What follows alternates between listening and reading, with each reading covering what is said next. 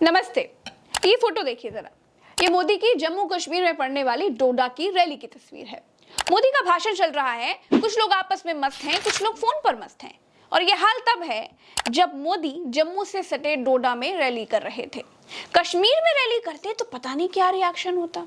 पता नहीं ऐसा क्यों है दोस्तों कि मोदी चुनाव आते ही जो कुछ भी बोलते हैं झूठ ही बोलते हैं। 2024 के चुनाव में आपने देखा कि भाई साहब नॉन बायोलॉजिकल भगवान के भेजे गए दूत बन गए थे। 3 राज्यों में चुनाव है, मोदी ने फिर से वही सब शुरू कर दिया है। और एक बात और बता दूं दोस्तों, जिस तरह से ये इतिहास में लिखा गया है कि अयोध्या में इतना प्रोपेगेंडा करने के बाद भी बीजेपी चुनाव हार गई, उसी तरह ही कश्मीर के नाम पर पूरे देश में वोट मांगने के बाद जब बीजेपी कश्मीर में चुनाव लड़ने पहुंची तो 28 सीटों पर चुनाव लड़ने की उसकी हिम्मत ही नहीं हुई। एक तो मोदी को हार का डर सता रहा है, दूसरी तरफ जब मोदी हिम्मत करके रैली किए तो डोडा में अपने पहले भाषण में कहा कि कांग्रेस जेल में भेजने के लिए सरकार बनाना चाहती है। बोले हमने 3 बार सरकार बनाई, हमने सरकार लोगों को जेल में डालने के लिए नहीं चलाई। उन्होंने क्या कहा, उनका अहंकार देखिए। अगर हमें 20 सीटें ज्यादा आती तो ये मोदी समेत बीजेपी के सब नेता जेल में होते। क्या आप लोगों को जेल में भेजने के लिए सरकार बनाना चाहते हो कि जनता जनार्दन का भला करने के लिए सरकार बनाना चाहते हो? क्या यही एक एजेंडा है क्या आपका? 2014, 2019, 2024 60 साल के बाद 3 बार देश की जनता ने हमें सेवा करने का मौका दिया, लेकिन हम सरकार लोगों को जेल में डालने के लिए नहीं चलाते हैं। हम सरकार देश में भ्रष्टाचार को नष्ट करने के लिए चलाते हैं। हम सरकार देश के सामान्य मानवी की भलाई के लिए चलाते हैं। इन्होंने आते ही उमर खालिद को जेल में डाला, याद है ना? 2024 से पहले केजरीवाल को जेल में डाला। कोर्ट तक ने अप्रत्यक्ष तौर पर कह दिया कि सीबीआई सरकार के कहने पर गिरफ्तार करती है, वो पिंजड़े में बंद तोता है। 2024 से पहले मनीष सिसोदिया को जेल में डाला। झारखंड में चुनाव से पहले वहां के मुख्यमंत्री को जेल में डाल दिया। अरे उत्तर प्रदेश में अखिलेश यादव को चुनाव से पहले सम्मन भिजवा दिया। और ये तो छोड़ दीजिए, जिस कश्मीर में खड़े होकर मोदी जी जेल पुराण बड़े बाच रहे हैं, उस कश्मीर के नेता कितने दिन नजरबंद रहे, ये भी तो गूगल कर लीजिए। जिन महबूबा मुफ्ती के साथ बीजेपी सरकार बनाती है, उन्हीं महबूबा मुफ्ती को इनके लोग अलगाववादी नेता बताते हैं। अब जेल की ही बात हो रही है दोस्तों, तो जांच एजेंसियों को मोदी सरकार में कैसे गुलाम बनाकर रखा है ये भी देखिए। महाराष्ट्र में तो जेल के डर से शिवसेना और एनसीपी जैसी पार्टियां टूट गईं। जेल के डर से कांग्रेस के दर्जनों नेताओं ने बीजेपी ज्वाइन कर ली और मोदी जेल का ज्ञान दे रहे हैं। मोदी जब किसी विषय पर जबरन बोलने लग जाए और खुद को उस विषय का भगवान बताने लग जाए ना, तो आप समझ लीजिए कि मामला ठीक इसके उल्टा है। फिर से एक बार सुप्रीम कोर्ट ने यह कहा कि सीबीआई सरकार का तोता है। तोता मैना, ईडी, सीबीआई, इनका इस्तेमाल करके आप बाबा साहब के संविधान को खत्म नहीं कर सकते। दोस्तों, आज कश्मीर में नरेंद्र मोदी को पत्रकारों की याद आ गई। बोले पत्रकार चौथा स्तंभ है। अमेरिका में गोदी मीडिया के पत्रकार को कमरे में बंद करके पीटा गया। ये वही मोदी हैं जिनकी संसद में खड़े होकर इनका अपना सांसद देश की एक ईमानदार पत्रकार रोहिणी सिंह का नाम चाइनीज फंडिंग में लेता है, देश विरोधी गतिविधियों में लेता है।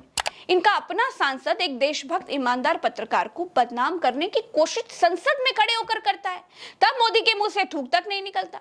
लेकिन गोदी मीडिया के पत्रकारों के लिए मोदी रैली में भाषण दे रहे हैं। क्यों जानते हैं? क्योंकि गोदी मीडिया इनकी अपनी मीडिया है भाई। जो इनके गुण गाएगा वही तो देशभक्त कहलाएगा। भारत में मोदी की ही सरकार दाल में पानी ज्यादा है, ये खबर दिखाने वाले पत्रकार को जेल में डाल देती है। सरकार के कांड दिखाने पर पत्रकारों पर इनकी सरकार एफआईआर दर्ज कर देती है। मोदी किस मुंह से पत्रकारों की बात कर रहे हैं जी? सबसे ज्यादा पत्रकारों पर दबाव भाजपा सरकार ने बनाया। यहां तक कि ये लोग स्वतंत्र पत्रकारिता का गला घोटने के लिए ब्रॉडकास्ट बिल तक लेकर के आ रहे थे। वो तो भला हो देश की जनता का जिन्होंने इनको बैसाखियों पर फेंक दिया, वरना ये न जाने क्या क्या करते। एक खबर पड़ी, अमेरिका गए हुए भारत के एक अखबार के प्रतिनिधि को अमेरिका में जिस प्रकार उसके साथ जुल्म किया गया, उसने अपनी पूरी कहानी पब्लिक के सामने रख दी। अमेरिका की धरती पर हिंदुस्तान के एक बेटे को वो भी एक पत्रकार को, और वो भी भारतीय संविधान की रक्षा के लिए काम करने वाले पत्रकार को कमरे में बंद कर करके उनके साथ जो व्यवहार हुआ है, क्या ये लोकतंत्र को, संविधान की मर्यादाओं को उजागर करने वाले विषय? भारत में संविधान को मानने वालों ने नरेंद्र मोदी को ऐसा झटका दिया, ऐसा करंट दिया है कि अब मोदी को सपने में भी संविधान दिखाई देता है। मोदी के अपने सांसद, अपने नेता चुनाव संविधान बदलने के लिए लड़ रहे थे, तब मोदी जी के मुंह से थूक तक नहीं निकल रहा था कि भाई हमारे सारे नेता झूठे हैं, मैं सच्चा हूं, हम संविधान में बदलाव कतई नहीं करेंगे। लोगों ने संविधान बदलने वालों को सत्ता से बाहर का रास्ता दिखा दिया। मोदी बैसाखियों पर आ गए, तब से संविधान का ऐसा सदमा लगा है कि हर रैली में मोदी संविधान का जिक्र जरूर जरूर जरूर करते हैं। आपने देखा है आजकल ये लोग संविधान को अपनी जेब में रखते हैं। संविधान की किताब कोई सम्मान नहीं, जेब में रख दो। और ये दिखावा क्यों कर रहे हैं? अपने काले कारनामों को छिपाने के लिए कर रहे हैं। हकीकत क्या है? ये जम्मू कश्मीर का बच्चा बच्चा जानता है। संविधान को जेब में रखने से उसका अपमान कैसे होता है? क्या पर्स में भगवान की फोटो रखने से अपमान होता है? क्या गले में भगवान या फिर अल्लाह का या फिर जीसस का लॉकेट पहनने से उनका अपमान हो जाता है? तो फिर संविधान जेब में रखने से संविधान का अपमान कैसे हो गया? कुछ भी, मतलब कुछ भी। ना मोदी को समझ में आ रहा है कि कश्मीर में कैसा भड़काऊ भाषण दिया जाए भैया, ना मोदी के लेखक को समझ में आ रहा होगा कि क्या लिखा जाए।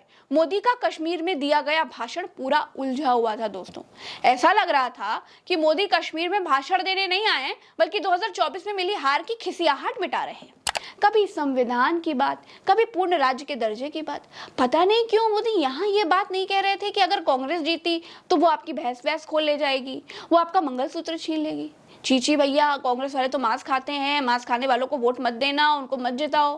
कश्मीर में मोदी कह क्या रहे थे, बोल क्या रहे थे, ये तो ना उनको समझ में आ रहा था, ना ही उनके लेखक को समझ में आया कि कश्मीर के लिए कौन सा उल्टा पुल्टा नॉन बायोलॉजिकल टाइप का भाषण लिखा जाए। भाजपा एक ऐसा जम्मू कश्मीर बनाने जा रही है जो जम्मू कश्मीर टेरर फ्री होगा और टूरिस्ट के लिए स्वर्ग होगा। दोस्तों, भाजपा ने देश में 100 स्मार्ट सिटी बनाई है। अब कहाँ है किसी को नहीं मालूम, वो आंखों से दिखाई नहीं देती। भाजपा ने किसानों की आमदनी भी दोगुनी कर दी है, लेकिन किसकी दोगुनी हुई किसी को नहीं मालूम। भाजपा ने बहुत कुछ बना दिया है, जैसे बाकी देश में बनाया है ना, बिल्कुल वैसे ही झांसा अब कश्मीर को भी दिया जा रहा है। महबूबा मुफ्ती के साथ मोदी की पार्टी सरकार चला चुकी है। जम्मू कश्मीर को टूरिस्ट के लिए स्वर्ग क्यों नहीं बना पाए भाई? तब मोदी 10 साल से सत्ता में है, लेकिन आज तक कश्मीर को टेररिस्ट फ्री नहीं बना पाए। एक बात और बता दूं, कश्मीर के बगल में ही लद्दाख है ना, वहां के लोग और सोनम वांगचुक महीनों से भयंकर ठंड में धरने पर थे। वो अपने लद्दाख को पूर्ण राज्य का दर्जा दिलाना चाहते थे। संस्कृति और पर्यावरण बचाने की बात कहकर वो धरने पर बैठे थे। क्लाइमेट फास्ट नाम से वो आंदोलन चल रहा था।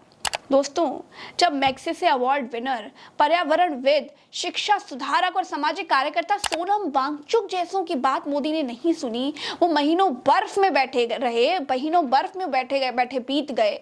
कश्मीर को पूर्ण राज्य की दर्जा देने की बात उन्होंने बोली थी, इसकी मांग कर रहे थे, वो तक मोदी नहीं दे पाए, तो अब क्या?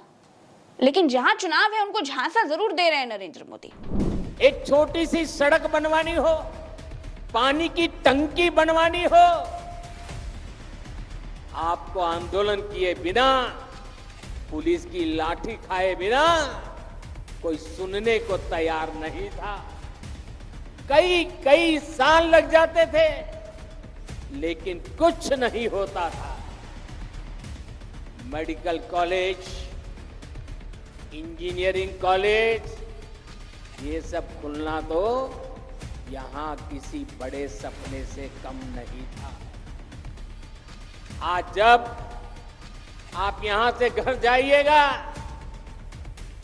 तो इत्मीनान से जरूर सोचिएगा कि क्यों आपके बच्चों को दोस्तों, जम्मू कश्मीर, झारखंड और हरियाणा में बीजेपी की हालत बहुत टाइट है।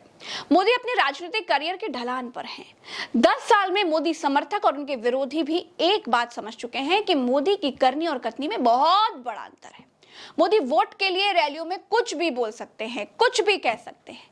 मोदी ही एक अकेले ऐसे नेता हैं जिनकी बातों का कोई मोल नहीं है। वो जो बात कहते हैं, अमित शाह उसको कभी भी जुमला कह सकते हैं। झूठ तो खैर मोदी जी का अति प्रिय साथी है ही। अभी के लिए इतना ही, मुझे दीजिए इजाजत। फिर मिलेंगे नई वीडियो में। राम राम, दुआ सलाम, जय हिंद। जम्मू कश्मीर हमारे देश का नंबर 1 राज्य बने। जम्मू कश्मीर ऐसी सरकार चुने जो जम्मू कश्मीर का विकास कर सके। दोस्तों, यही मेरा मानना है। नमस्कार।